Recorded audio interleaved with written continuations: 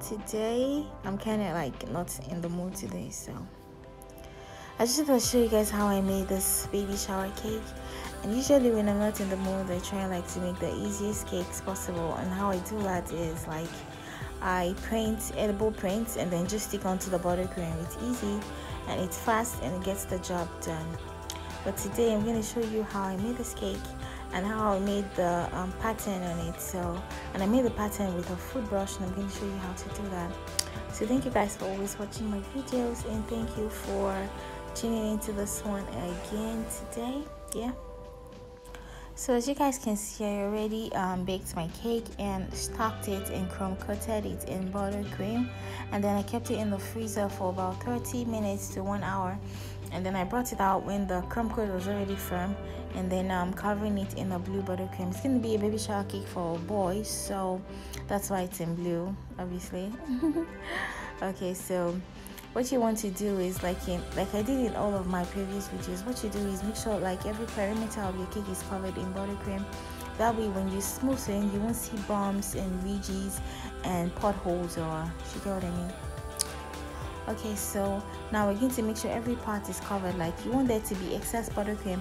We're going to scrape half of this buttercream off later, but for now you want there to be more than enough buttercream so you can have enough to scrape, and so your cake can be standing upright. So now I'm using my normal scraper to scrape it.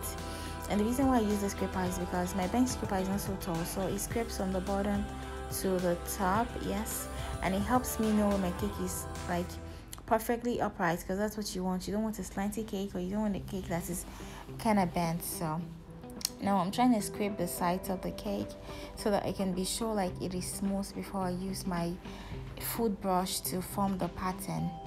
Okay, so recently I've been into this like patterned buttercream cakes, like textured buttercream cakes. And like because they are easy to make, you don't have to like spend so much time trying to smooth your buttercream and make everything look perfect. So I've been into, I have a video on this channel that I decorated the cake with a spoon. I made a textured pattern on the buttercream with a spoon. So today I'm going to be showing you how to make a textured pattern on your buttercream with a food brush. So this is the brush I use for glazing my cakes. So I'm going to use sugar syrup, or if I'm going to use juice and stuff on my cakes, is the brush I use. You don't have to use the same brush. Just make sure the brush you use is not it's not maybe a hairbrush, or like it's a brush you use for the kitchen, for kitchen stuff. Yes, that's what you need. So what you want to do first is make sure your buttercream is like just upright, and like there's not too much, you're not kind of smoothing it per se. You just want to make sure like everything is even, like evenly distributed. And then you take your food brush, yeah, and then we're going to put it in the bottom side of the cake and then be turning the turntable. It is pretty easy. But for it to be easy for you, the first thing you have to do is make sure you put the food brush in some warm water for about 10 minutes so that it can form a nice pattern, and then the buttercream won't be sticking to your food brush.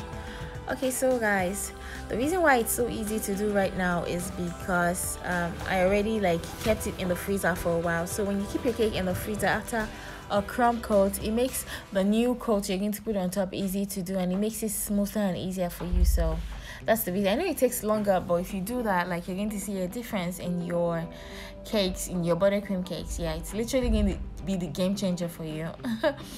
Okay, so when we are done smoothing now, yeah, this buttercream hanging on top like around the cakes, don't worry, I'm going to show you how to get rid of that in a second.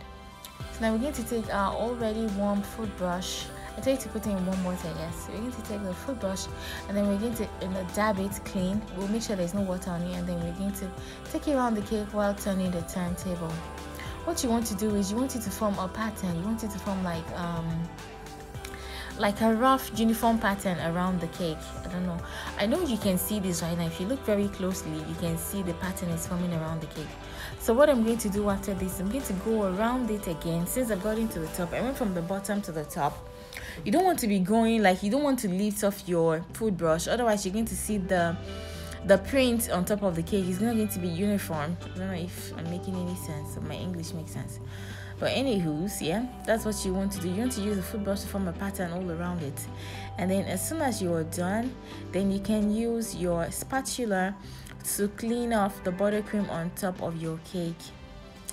What I was supposed to do after this was supposed to form another pattern with the same food brush in a circular motion round the cake, but I didn't do that. I was in a hurry because the end of the cake was already like waiting and stuff. So, and you know me, guys, you know I can't do without adding gold to my cake. They didn't tell me to add gold, but it's just me. I think I have a gold addiction, or maybe I'm just a golden child. Yeah, I think I'm a golden baby. Okay, so what I'm doing right now is adding some golden accents to this cake.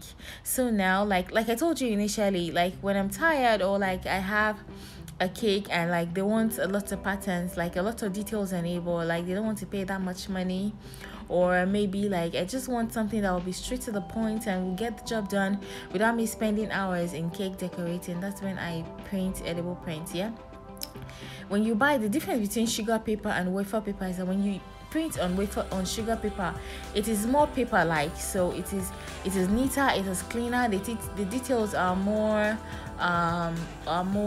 better, you see them better, it is not as rough, and they're not blurry. So usually when you want to decorate a cake, yeah, usually for me I use sugar paper because sugar paper is it's like 2 times more expensive than wafer paper, but you can see the quality in your products when you are done. So I already trimmed out this edible print, and then I already stuck them on, and I made some stars out of white, and then now I'm painting them gold. And recently I've been using my airbrush a lot because I'm addicted to spraying everything with gold. Like if I could spray myself in gold, I would do that. Like I would totally do that. Okay guys, so thank you for always watching my videos, and I hope you enjoy. What I'm doing right now is I'm outlining the designs I stuck on top of the cake with my airbrush. Yes, that's what I'm doing. So thank you guys for watching, and I appreciate you for always watching my videos. Thank you for coming with me on this journey. Thank you for helping me and watching me document my caking life on YouTube. I'm really grateful. And if you haven't subscribed, come on guys, how about I beg you every day, okay, not every day, but please subscribe and share my videos. Thank you so much. And when you comment, it encourages me, and like my video too. Thank you so much, and I'll see you in my next video. I'm sorry, I'm just kind of slow today. I don't know. Bye.